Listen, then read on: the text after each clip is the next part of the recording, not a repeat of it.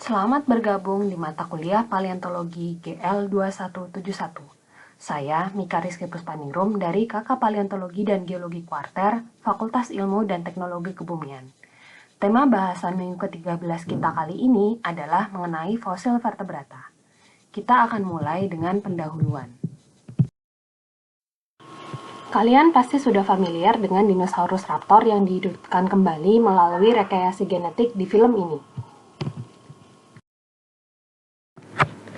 Dan pasti semua pernah menonton Manny Mammoth dan kawan-kawannya, Diego si Sabertooth, Sid si Slot Tanah, dan Scratch si tupai yang hidup di lingkar kutub pada zaman es. Atau pada saat jalan-jalan ke museum, kalian penasaran bagaimana ilmuwan dan artis bisa merekonstruksi bentuk tubuh dan wajah berbagai spesies manusia purba. Dan bagaimana ilmuwan bisa tahu kalau mamut itu bulunya tebal, hidup di padang terbuka, dan mati karena diburu oleh manusia? Nah, ini semua kita akan pelajari dalam paleontologi vertebrata. Dalam topik ini, kita akan mempelajari mengenai evolusi, preservasi, lingkungan hidup, lingkungan pengendapan, tafonomi, dan aplikasi fosil vertebrata dalam geologi dan lain-lainnya. Namun sebelumnya kita harus tahu apakah vertebrata itu. Jadi etimologi atau asal kata vertebrata adalah dari bahasa Latin, yaitu vertebratus, yang artinya adalah kumpulan atau rangkaian tulang belakang. Namun suatu hewan dikategorikan dalam vertebrata apabila memiliki 13 ciri-ciri sebagai. Tetapi ingat, tidak semua ke-13 karakteristik vertebrata ini dapat terpreservasi dalam bentuk fosil. Adapun karakteristik vertebrata yang bisa kita amati dalam bentuk fosil adalah sebagai berikut. Yang pertama, tentu saja semua hewan vertebrata mempunyai tulang belakang yang berfungsi sebagai sumbu tubuh. Yang kedua, memiliki tengkorak yang berfungsi untuk melindungi otak. Yang ketiga, memiliki simetri tubuh yang bilateral atau sama sisi kanan dan kirinya. Dan yang keempat adalah memiliki endoskeleton atau rangka dalam yang terdiri dari tulang keras, tulang sponge, tulang rawan, dan kartilago atau sendi. Subfilum vertebrata merupakan bagian dari kingdom Animalia, filum Chordata, dan clade Craniata. Di sebelah kanan ini kalian bisa melihat pohon kekerabatan dari vertebrata yang terdiri dari kelompok ikan, amfibi, sinapsida, dan sauropsida.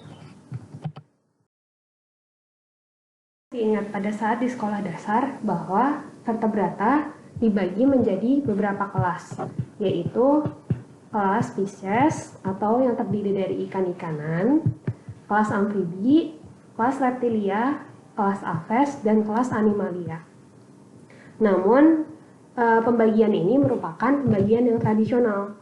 Sedangkan pembagian yang lebih berdasarkan klasifikasi yang terbaru, yaitu klasifikasi parafiletik. Subfilum vertebrata ini terdiri dari beberapa kelas yang berbeda dari kelas-kelas yang sebelumnya. Yang pertama adalah kelas-kelas yang sebenarnya terdiri dari ikan. Yang pertama adalah kelas yang tidak memiliki rahang, yaitu lamprey. Kemudian kelas-kelas yang berahang, ada beberapa ikan-ikan.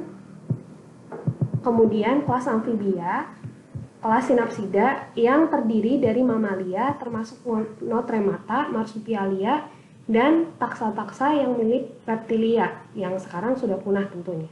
Dan yang terakhir adalah kelas sauropsida yang menggabungkan reptil dan burung.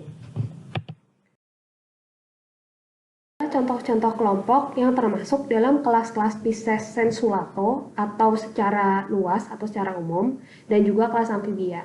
Dalam kelas Pisces di sini terdapat Paleospondylus yang sudah punah semuanya atau ikan yang tidak berahang termasuk Agnatha, kemudian Placodermi dan Sarcopterygii yang memiliki pelat, kemudian Acanthodii yang sudah punah, kemudian chondrites atau ikan-ikan yang bertulang rawan seperti hiu dan pari, dan ikan-ikan yang tentu saja banyak sekali jenisnya saat ini, yaitu Actinopterygii atau ikan-ikan yang bertulang sejati.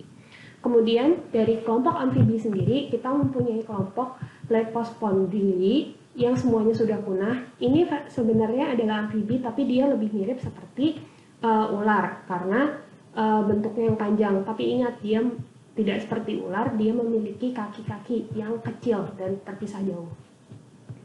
Kemudian ada juga kelompok Temnospondylii, yaitu yang semua anggotanya sudah punah. Ini adalah amfibia yang kebanyakan terdapat pada masa karbon yang ukurannya sangat-sangat besar. Dan yang masih ada sekarang adalah list amfibia atau amfibi modern. Salah satu contohnya adalah Anura, Katak, Caudata atau yang kita sebut sebagai salamander, dan yang terakhir adalah Cecilia. Cecilia ini bentuknya mungkin seperti ular tapi licin, atau bisa kita bilang setengah ular setengah cacing. Kelompok Synapsida dan Sauropsida. Selama ini kita beranggapan bahwa mamalia itu baru muncul setelah reptilia. Padahal pada kenyataannya nenek moyang mamalia atau kita sebut sebagai basal synapsida itu muncul sebelum atau berbarengan dengan munculnya reptilia, yaitu pada zaman Permian. Namun basal synapsida ini hampir semuanya punah pada masa Triasik atau masa pertama dari Mesozoikum. Selanjutnya, yang saat ini berkembang paling banyak adalah kelompok mamalia yang mulai memiliki keanekaragaman yang sangat tinggi sejak dari Kenozoikum. Dan yang terakhir adalah kelompok Sauropsida. Nah, kelompok Sauropsida ini cukup menarik karena tadinya hanyalah terdiri dari reptil, sedangkan saat ini Aves dimasukkan ke dalam kelompok Sauropsida juga. Kelompok Sauropsida contohnya adalah para reptilia atau yang saat ini sudah punah semuanya, reptilia awal, kemudian Eureptilia atau reptilia modern yang terdiri dari kura-kura, kelompok kura-kura dan penyu atau kita sebut sebagai Selonia, kemudian kelompok squamata atau kadal-kadalan dan ular, kemudian kelompok krokodila atau buaya sungai dan sebagainya, kemudian Ornithischian, kelompok dinosaurus yang biasanya memiliki 2 kaki dan 2 tangan.